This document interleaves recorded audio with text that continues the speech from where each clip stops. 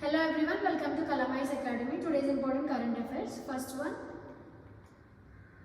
globally 50% of child deaths are attributed to malnutrition, but in India this figure is higher.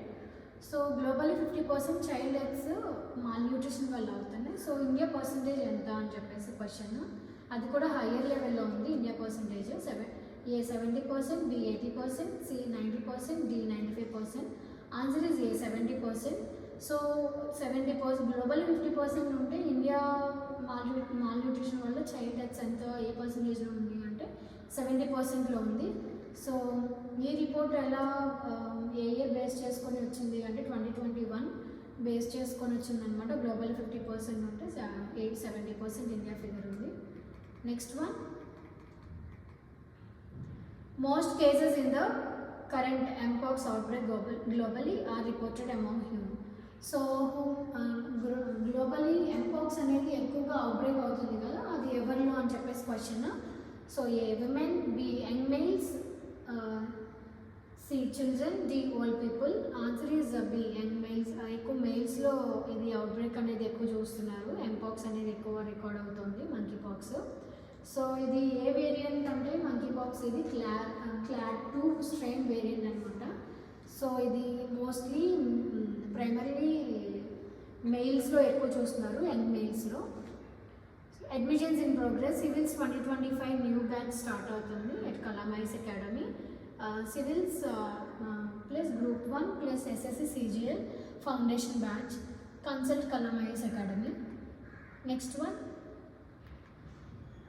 which gas is critical for rockets due to its inert nature, not combustibility, and being the second lightest element after hydrogen.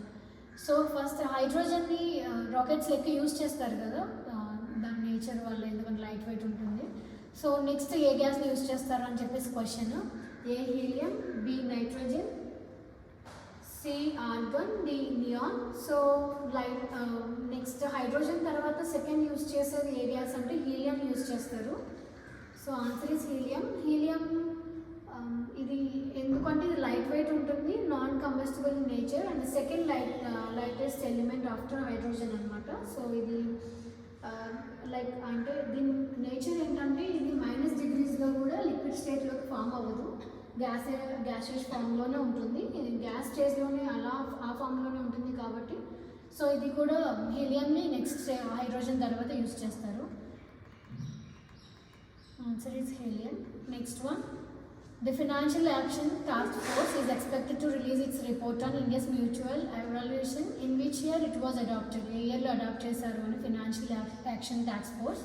So ఇది between the countries mutual agreement అనమాట. So ఏవైతే countries ఉన్నారో వాళ్ళు మాత్రమే countries mutual evaluation అనేది జరుగుతుంది. So వాళ్ళు reports present చేస్తారు. సో రీసెంట్గానే ఇండియా జాయిన్ అయింది. So June 2020, B 2021, C 2023 June, D June 2024. Answer is June 2024. ఇది బిట్వీన్ ద నేషన్స్ అని చెప్పాను కదా. సో అది ఏ కంట్రీస్ అంటే France, Italy, Russia, United Kingdom. ఇప్పుడు ఇండియా కూడా అడాప్ట్ చేసుకుంది. సో ఇది రిపోర్ట్ ఇస్తుంది అనమాట. సో ఈ మ్యూచువల్ కంట్రీస్ వాళ్ళు రిపోర్ట్స్ ఇస్తారు.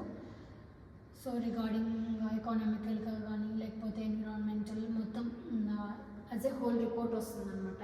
FATF financial action task force ఇది FATF. నెక్స్ట్ వన్,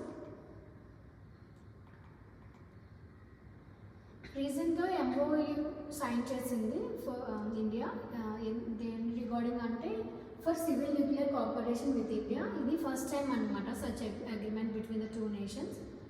సో ఏ కంట్రీ అనేది చూద్దాం. A the united Arab Emirates, B is Russia, C Iran, D USA. Answer is united Arab Emirates, UAE.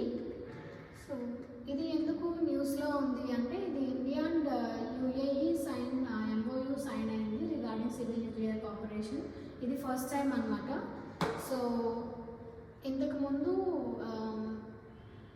ఏం అంటే మనకి ఇంతకుముందు MOU దేని రిగార్డింగ్ ఉంది అంటే between nuclear power corporation of India limited NPCL and ENCE ఉంది, Emirates nuclear energy company. So ఇప్పుడు regarding nuclear corporation.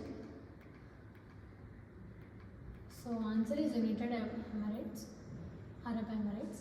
So group 1 mains answer writing test series. So consult Kalamais Academy. Thank you.